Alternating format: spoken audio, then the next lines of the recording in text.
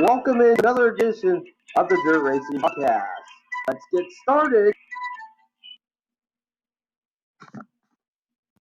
Welcome into the Dirt Racing Podcast on this special day.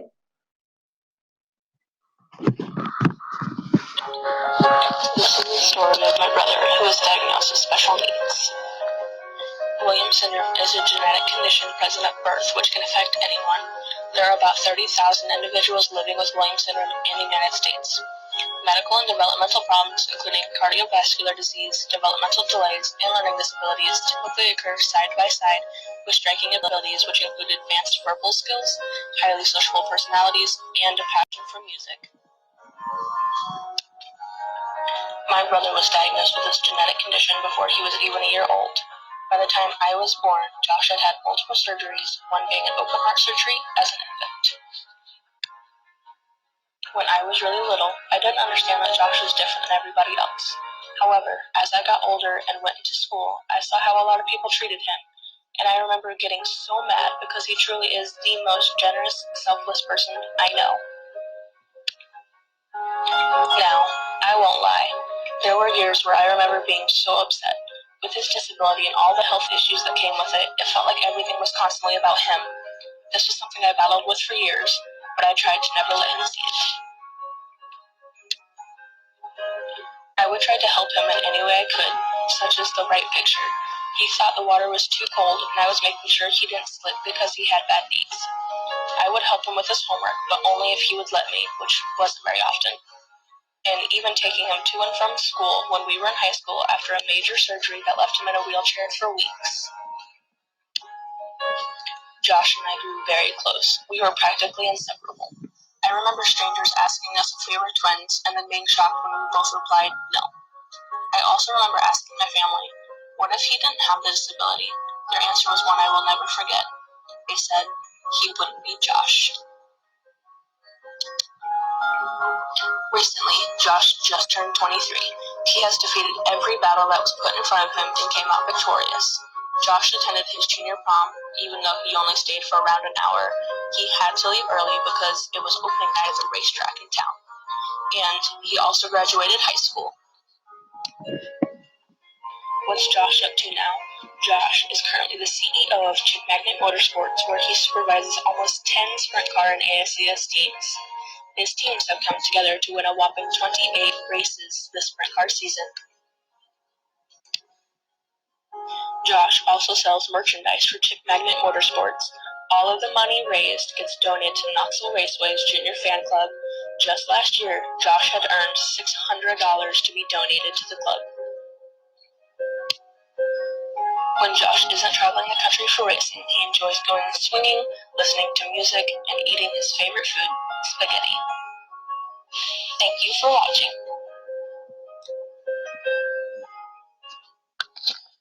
And he's a good friend, and we're proud today to tell Josh's story.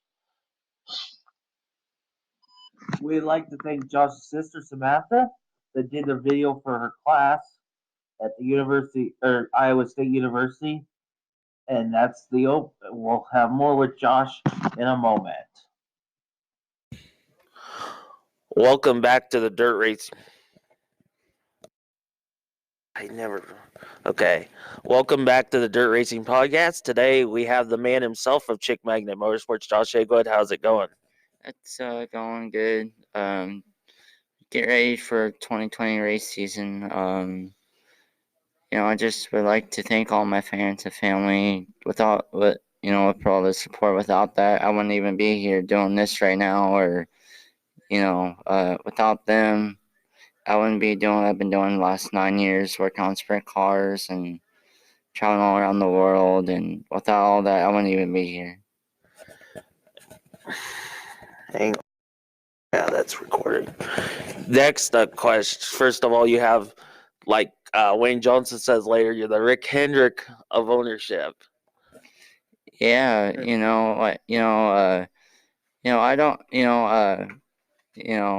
I can put my name on the list of that, but, right now, it's just, another thing that I gotta focus on is, getting myself out there, getting my name out there, and my motorsports out there, I just want to make sure that I'm the one that's noticed around here, because anytime you go to a racetrack, it can be in Burlington, Knoxville, Donaldson, or Volusia, or in Creek County. Everybody knows who I am, and that's because I come to work every day and make sure that my job is to make sure that I have one of my cars in Richmond Lane, and that's what I want to do. And then going back, you just celebrated the championship with Brian Brown last weekend. Yeah, that was very special to me. To have my first championship as a CEO and a owner, and then after that, getting the team owner award from him. He's been on my team the last 2 years, and without him, I wouldn't even be doing what I've been doing for the last 4 years with my motorsports stuff and working on my own sprint car stuff for the last 9 years. And I know locally you have a couple drivers here locally. How did this all start, first of all? Well, first of all, I was at the shop because my dad and Larry own the shop over across the street from here. And, I walked in the office one day. Jamie was down in Des Moines. And as soon as he turned around and saw me, and he's like, "Here, I got something for you." I opened up the present, and then it had my motorsports on the hat, and then 3 of my drivers on the back of it. That's when it first started with Chick Magnet Motorsports back in 2016, and then it started growing and growing and growing after that. So, Chris Martin came on board at like the last half of the season in 2017, during back in August of that, and and then when I was on the road then after that, when I was on the road with ASCS, Johnny Herrera and Blake Hahn and Harley White wanted to be on the team. So then that's when all that, came about with them being on board, and, just, they, and then, Matt Covington has been on for the last 4 years as well. He came on board back in 2016 as well. So without all those drivers, like I said, I wouldn't even be here without them. And of course, we'll have Wayne Johnson a little later in the show. And then Brian Holbert, when I was talking to him, we talked a little bit about the Mint with the Magnet. Can you explain that a little more? Well, it first, first started like back in 2018, and like the first race at Dulles Bowl when Jamie run the whole tour from 2018. That's when all the Minute with the Magnet started, and that's when he's a pretty good expert to ASCS, because he's the announcer, and he does a really good job, and you know, without lights up Brian Holber and Scott Trailer, doing the things with Racing Boys and having their live pay-per-views and with the radios and everything else. Because like I said, I love going to a racetrack and knowing what I'm supposed to do once I get there.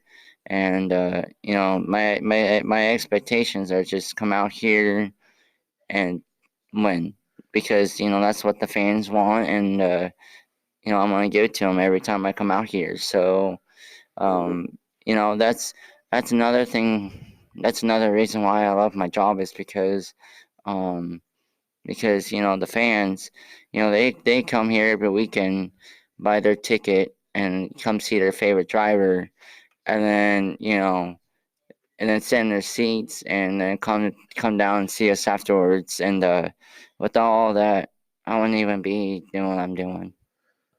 We'll have more with the Magnet in a few minutes, as we're going to transition and listen to some other people, some words from them. Let's hear what others have to say about the Chick Magnet. First is Lacey White from the National Sprint Car Hall of Fame Museum. Josh Hegwood is the most positive person I've ever met, and he's always got something amazing to say on social media. Always look forward to his day-to-day comments.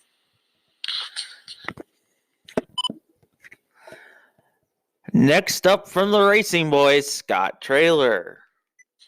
Any good stories? Josh Hagewood, any good stories about him? Josh, he's a great kid, man. We all love him. And he means so much to everybody that works for ASCS National Sprint Car Tour. He's got all his teams he's affiliated with, and he's very passionate about that. He's been raised right by his parents. His parents are awesome. They do whatever it takes to make Josh be a part of everything that goes on in sprint car racing. And that was a great bit that we saw that they did from him a while back. Yeah. I think Josh is cool up there, man. I think Kevin is a good guy. Yeah, he's going to be on in the Thanksgiving week. He's been saying he's been looking for sure. When he did the Hall of Fame one. Oh, that'd be great. That'd be fun. Yeah. And then basically no team changes for the. Next up, the voice of the ASCS, Brian Holbert. Mr. Chick Magnet. That was actually a joke. We were joking around at PRI, and I just kind of mentioned it in passing, and Josh took it and ran with it. So when they were on the tour, we had the minute with the magnet, and it was great to do that with Josh. He's a great kid.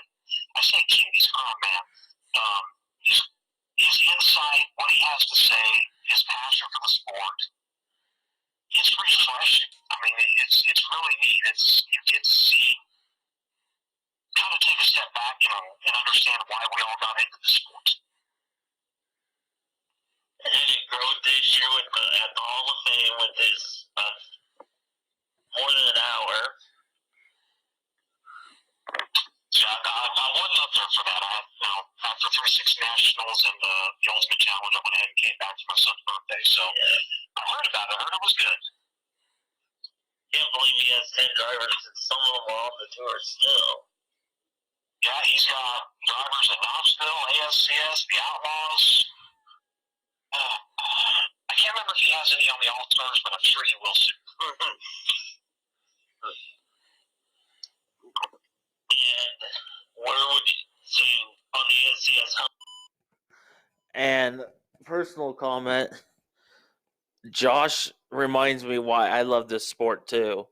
He's a great kid, so if you get the chance to meet him, I know he's going to be at the Chili Bowl. Stop and talk with him for a couple minutes. It'll probably make you feel better about your day.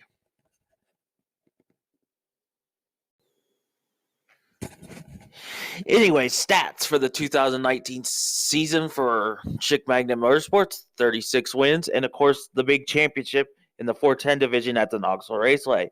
Let's meet the drivers. We're starting with the Oklahomans first. From Glenpool, Oklahoma, driving the 95, Matt Cummington. The only lady on the team from Lindsay, Oklahoma, the 17W, Miss Harley White. From Oklahoma City, Oklahoma, the 2C of Wayne Johnson. From Sapopla, Oklahoma, the 52 Blake Hahn. And for Bigsby, Oklahoma, drove the CJB number 5 in 2019, looking for a ride, is Shane Stewart. From Albuquerque, New Mexico, the veteran in the 45X, Johnny Herrera. From Marion, Arkansas, driving the 9 Junior, Derek Hagar. He picked up the 2019 410 track championship to 21 from Green Valley, Missouri, Brian Brown. And your Iowa drivers, from Ankeny, driving the 44, Chris Martin. And from right in town in Knoxville, the 5J of Jamie Ball. We'll have more with Josh in a moment, and Wayne Johnson will also be airing as well.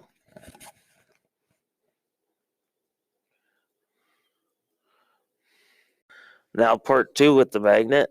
In August, you did your first interview during the Nationals at the National Sprint Car Hall of Fame. Talk a little bit about that. Yeah, my first interview was back in August here on Friday of the the 410 nationals. I had high expectations to come in and try to win on Friday night, but there was a lot of top competition here during nationals. You gotta be on your A game when it comes to nationals around here because there's lights of Logan Schuhart, Jacob Allen, Shane Stewart, David Gravel, Donnie Schatz, and these other guys, and they're here to win. I mean, because if because that's everyone's goal around here is to win nationals, and um, once you arrive here in Knoxville, and you gotta draw a good number, and be on top of your game here, because if you don't draw good, you're gonna be behind the eight ball around here, and and plus you got Brad Sweet, last year's nationals winner, and plus Darren Pittman and everybody else that runs the Outlaws around. So I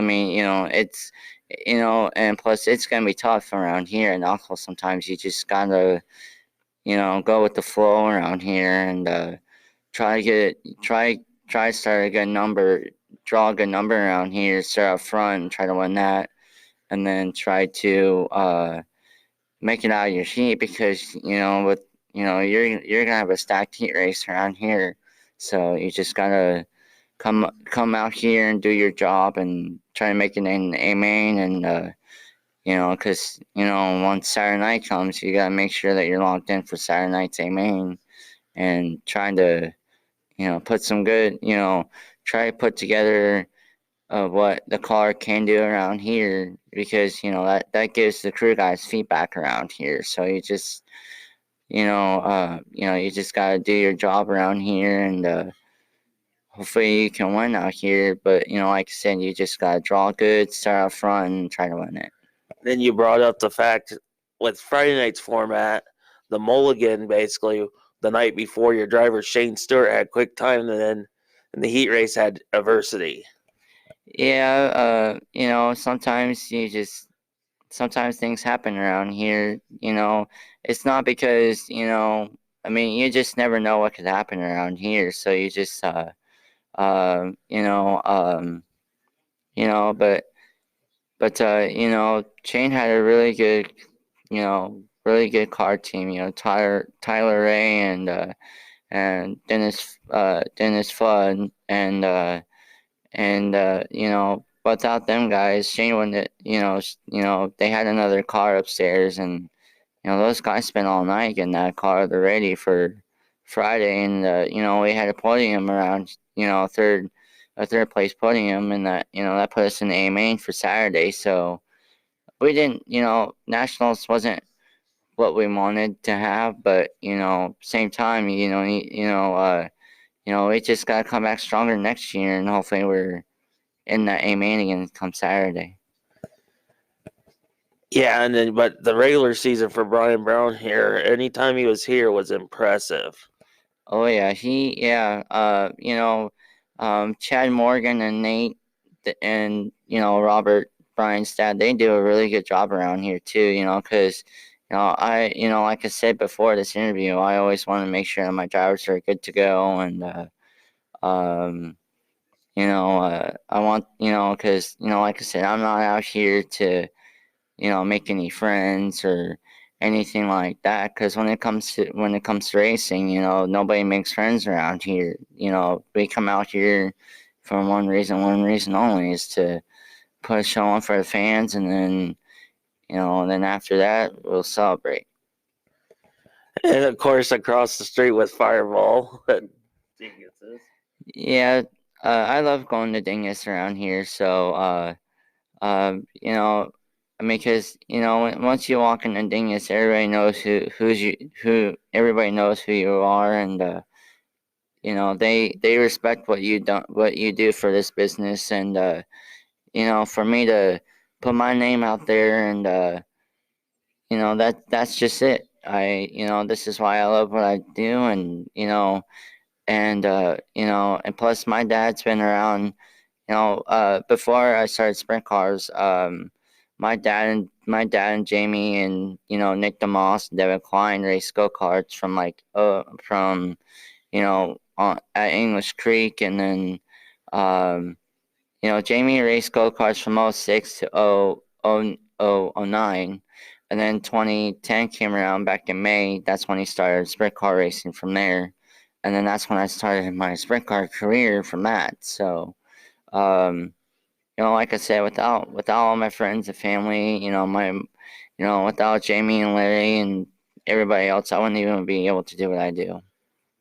Do you have merchandise for people to if they're wondering? Yep. My race pass and my merchandise, but because I was at PRI last year, and that's when I put all that together for that, and then they came on board, and that's when all my merchandise was online, and my race pass did a website for me. So if anybody needs merchandise or stuff like that, go to motorsportsracing.com or go to my race pass to get your merchandise. And then just talk about individually all your drivers. So in case you hadn't mentioned who they all are and their numbers. Jamie Bull is the driver of the White Lightning Motorsports 5J. And Harley White is the driver of the 17W car. Brian Brown's the driver of the Casey's FVP. Charlie Garrett motor engines car. So like I said, without all my drivers, without all my teams, without all my fans and family, I wouldn't even be where I'm at in my life. So, and sprint car racing is my life, and it's been my life for the last 9 years, and I'm ready to go for number 10 next year. Did you get to see the grizzly bear at the Grizzly Nationals? I sure did. Back in 2018, I was about to run away from it. It was standing right close to me, and I thought it was gonna either eat me or eat Matt. So I was just gonna be getting on the run, but yeah, to win the first night Grizzly Nationals is it's one of the best. It's one of the coolest races to go to, the Grizzly Nationals, and you just gotta, if you want to be in Victory Lane, you gotta make sure you're there. So, and be on the lookout for the grizzly bear for sure. You mentioned Chili Bowl. Fans can find you there real easy. Oh yes, I've been, Chili Bowl is one of the most prestigious races to go to in January. Because a lot of drivers go out there to race, and they want to be in the winner's circle, and they want to be in the main for Saturday night. You just, there's, last year they started from Monday all the way through Saturday, and there's a lot of prelim nights. You gotta, try to start off good and try to be in the main for Saturday night because, like I said, there's a lot of cars, you know, that wants to be in it, but you gotta have a team in the car to do it. So, but yeah, there's a lot of fans out there that knows about me, and I uh, I had fun last year at Chili Bowl, so I am I'm ready to go for 2020 Chili Bowl. I've been counting down and staying focused on that, and I'm ready to be back in Tulsa. Like you say, Tulsa time. Yeah, Tulsa time. Any tracks you would love to go to that you haven't been to yet? There's a lot of them on the skit. There's a lot of them, like the Kings Royal, the Brad Daugherty Classic. Uh, there's some other tracks on the planet that I would like to go to, but um, you know, I just I mean, I love going to tracks. It's if it's a 3/8 mile or half mile or 1/4 mile, I'll be glad to go to whatever's around, and to go race, and like I said, with all my, like I said, racing is my life, um, and I will, and it's not, not, nothing's gonna stop me from doing what I've been doing the last 9 years, and I'm gonna be prepared for next year, and hopefully we can walk out with the second championship, and uh, because yeah, so like I said, uh, so and then that's my goal right now is to win another second championship. This is a hypothetical question. If you could have another driver, who would you want to have? That's a question up in the air right now. There's there's a lot of people that want to be on my team, because they ask, and um, so um,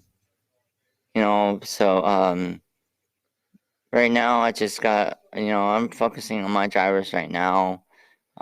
So without, like I said, this is my life, and uh, I've worked for, you know, I've, it's everybody's dream to come out to a racetrack when they're a small little kid, small, growing up, and, dreaming big one time, maybe that one time they can come to Knoxville Raceway, and, you know, I've been living that dream for the last, 9 years, um, so, I mean, because it's everybody's dream to come out here and race at Knoxville, so, um, you know, you gotta come out here and dream big, because you know, some people think it's not only a dream, but I mean, because it is a dream. So I've been you know dreaming about that moment for the last 9 years. And maybe $150,000 check sometime down the line? Maybe I would that would that would $150 would be awesome right now, but um you know um but uh you know but that's you know and plus that's the reason why you gotta have a race car and a race team, and truck trailer. You gotta have money for that, and you gotta have the right car, the right team, the right owner, and basically you just gotta come out here and do your job, and if you want to win, that's the reason why you gotta be out here. So Then your Jamie's Truck and Trailer is an interesting story. yeah, well, one time back in May of 2018, I think. It was either May or June. It was May. I was getting my workout in, and he texted me, and he's like, "Hey, I need you to come to the shop." And he came to my house and picked me up, and we went to the shop. And as soon as I got out of the truck, they my body was on the back of the trailer, sitting by the car, just waving at people. So it's pretty amazing to have a semi with a trailer, and then have me on the back of it. So when I'm down the road, everybody can just wave at me. Has anybody ever stopped the team and go, your trailer door's down? No, nobody has ever said that to us when we're on the road. Because we gotta make sure that our trailer's locked. We can't have the door just coming flying down the whole time. So, um, so you know, um, like I said, man, racing is where it's at, and I'm prepared for 2020. Okay, we appreciate it.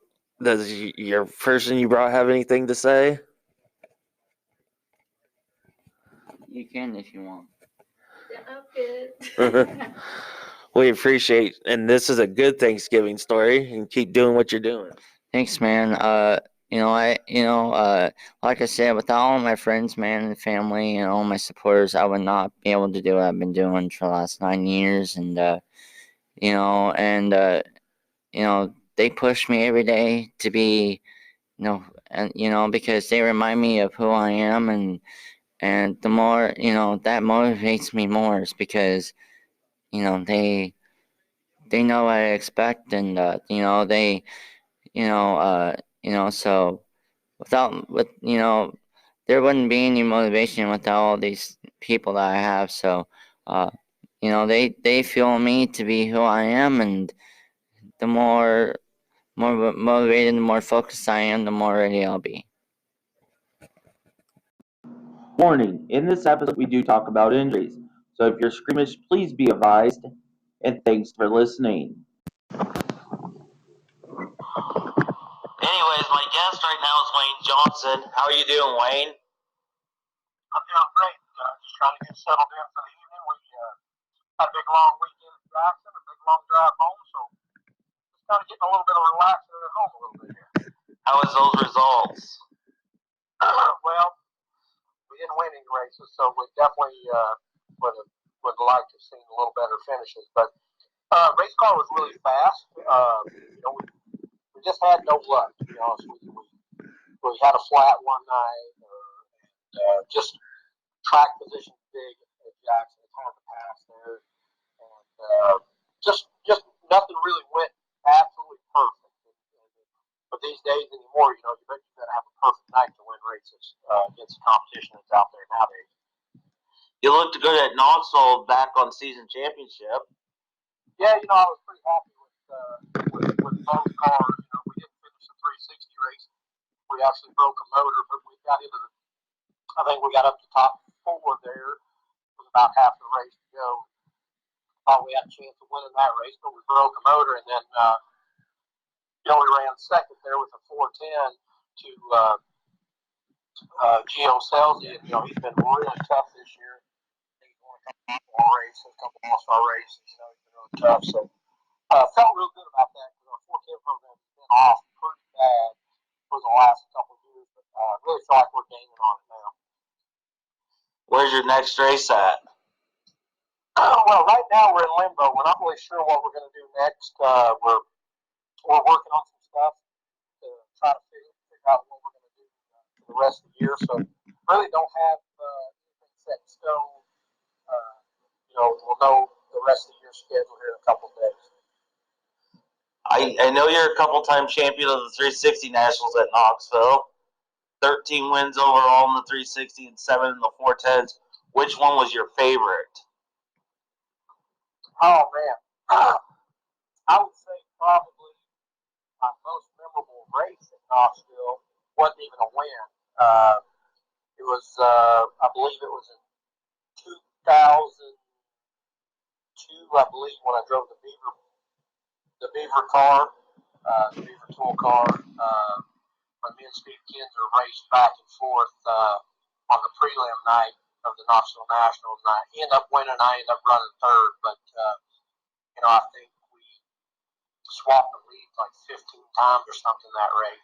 So that'd probably be my most memorable race. But probably winning that first 360 Nationals was pretty exciting. Yeah, I remember the 2002 race very well. Nationals, if you're in the top 3, that's good. Yeah, for sure. We won a prelim night back in 2008, I believe it was. So that was pretty special. Also, Knoxville is just a special place. Love going there. I lived there in town for like 12 years. I've actually moved away now, but Knoxville's still a place that everyone wants to win. I just love being there. It's local, so I get to see it most times. Right. We've got to come this year more than we have in the last quite a few years. There at Knoxville, we've only bounced in maybe 2 or 3 times. In the last few years, and I think we got to come there maybe 6 times. I think this year. So, and I think one day only run 11 races or something. I can't. It was rain, and we saw that even on season championship night. Yeah, for sure. We barely got that thing in. And I know I saw you at Nationals. I know why we're doing this episode partially is the chick magnet's supposed to be on here. Any words about Mr. Josh? Oh, Josh, man. There's not another one like him, I promise. He loves his race, and it's amazing to me. He's such a nice guy, but it's amazing to me the followers that he has already. Are you still there? Yeah, did I lose you? Yeah, I'm here. I just didn't check. Yeah, I don't know if you heard what I said. I said you're saying you're talking about Josh. Yeah, it's amazing just in the first. I think he's been doing the magnet now for about 5 years, and I'd like to just. I mean, I can't imagine how many followers he has, just for the chick magnet deal. I bet it's probably more followers than I have.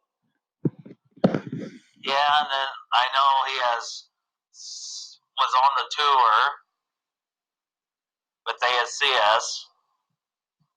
Yeah, he's got more wins than most drivers got already this year. With his team. Yeah. Pretty easy to do with 10 cars, though. Yeah. He's like the Hendricks of sprint car racing. Tell about the fruit roll up in Mountain Dew story. Oh my gosh. I took him he stayed with me for a week down here in Oklahoma, and I took him to the dollar store to get some snacks and drinks or whatever he needed for my house here to have, and because I wanted to have what he liked. Took him, and man, he spent about $50-$60 just on fruit roll ups and Mountain Dew. Loaded basket plumb full.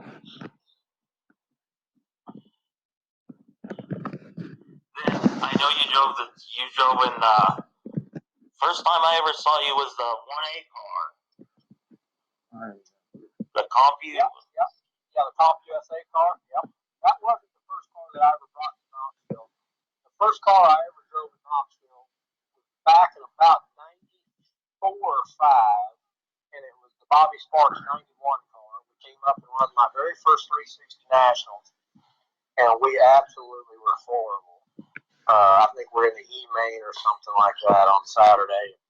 That really is what set this trend for me to want to come to Knoxville and try to do, just try to do better and try to accomplish a win there, because we were so bad the first time we went, and I just couldn't wait to go back to try to redeem myself.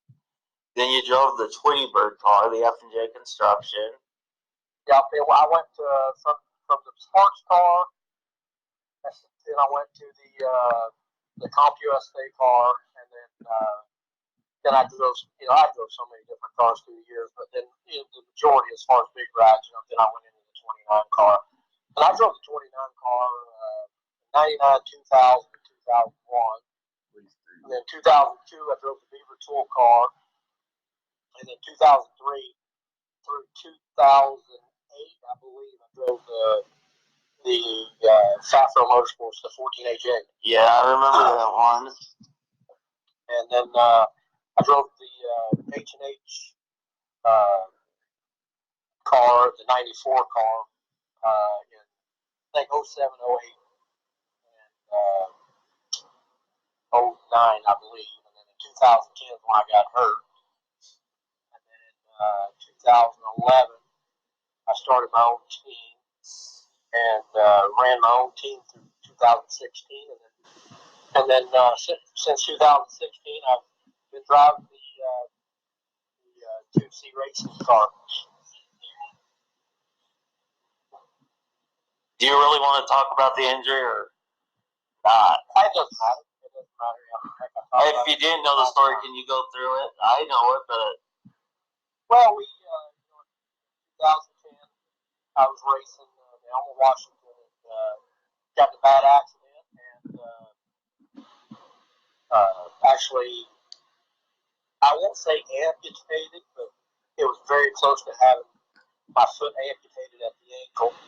I went through reconstructive surgery for like 16 hours, and they still wasn't sure that I'd ever be able to use it for about 2 weeks. I should say about a week. And then they could tell it was going to work, and then lots and lots of rehab for about 9 months. And we still to this day, I still don't have the full range of motion that I had before the injury, but it sure beats not having it at all. Exactly. Back to Josh. Does he ever hang out at the trailer? Or is he all over the place? Well, it depends. It's just I'm the only one at the racetrack that's on his team. He'll hang out, but if his other cars are there, he's bouncing all around. And I tell a funny story about him. If you win the race, no matter which driver you're on the team, you ain't got to worry about him finding the victory lane. He'll definitely be there in a hurry. And it's crazy because if I won the race, earlier that day, he might have had a David Ball shirt on. The next thing you know, he picks your lane. He's got your shirt on. He's there. So he must wear about 10 shirts at a time. Did you ever win the Grizzly? Yes. Yeah, I won the Grizzly Nationals a couple years ago, I believe. In case people don't know, the grizzly bear comes out next to you. Yeah, it was pretty exciting. You get a 1,500-pound bear or whatever you want to say, however it weighs, next to you, standing within inches is not very. I didn't feel very comfortable, to be honest with you. Hell, I'm not gonna lie, I was scared to death. I seen those in Alaska, and I would be too. Yeah, you just never know. It's a wild animal, and I had some photographer tell me, "Why are you so scared of that thing?" And I said, "Oh, because he could eat me if he wants to." He said, "All you can do is be faster than the next guy." And I looked around in Victory Lane on the second night. There was a couple guys I could figure I could outrun in a foot race, so I felt pretty good on the second night. What's plans for next year? Same team and everything? Yeah, for sure. I can honestly say that as far as Wayne Johnson and the 2C racing team is when the 2C team is done, then I'll retire from full-time racing. I'll probably keep and play a little bit here and there, maybe locally or whatever. But when Todd and Kelly decide the 2C team is done, I'm going to say I'm probably going to retire also. Okay, I have few more questions for you. Can you talk about the Tulsa track? Tulsa Speedway? Yes. Man, it's been so many years ago since it was even open. But man, I don't really just remember had a lot of good memories there. We won a lot of races back in the modified days, and really enjoyed going over there. Back then, I can remember when I was younger, and we would drive to Tulsa, and it seemed like it took 2 days to get there. And now we're driving halfway across the country in 2 days. So it really wasn't that far. And it was a weird track too, if I remember right. Yeah, it had really long straightaways and really tight corners, but as any race car driver will tell you, it's dirt and it's round, so you just adapt to it. And but it was definitely strange.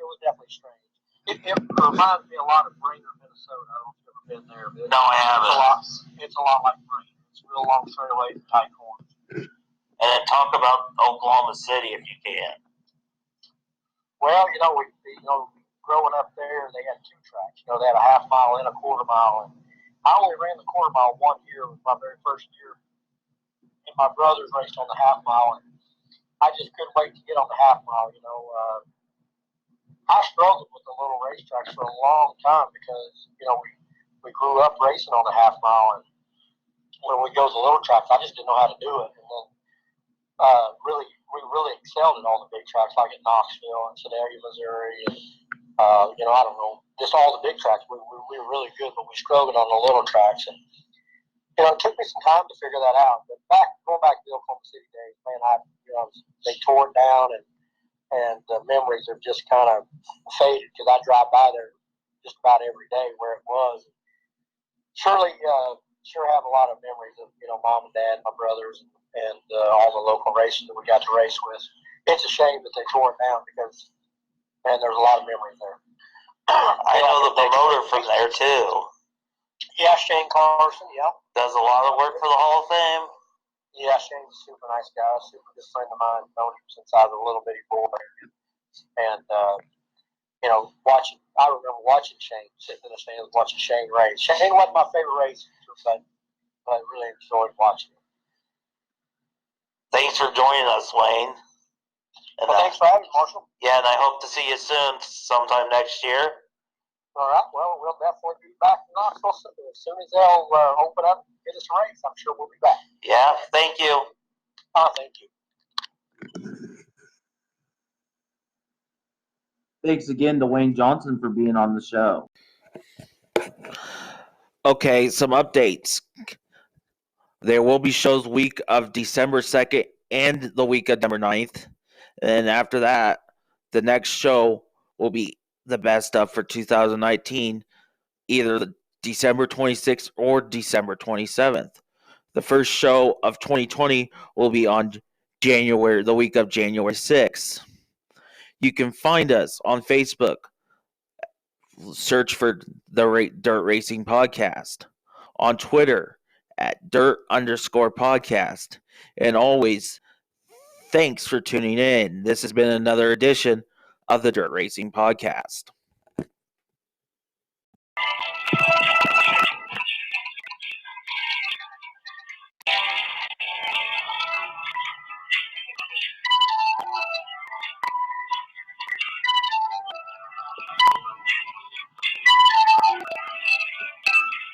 Thanks for listening to another edition of the Racing Podcast.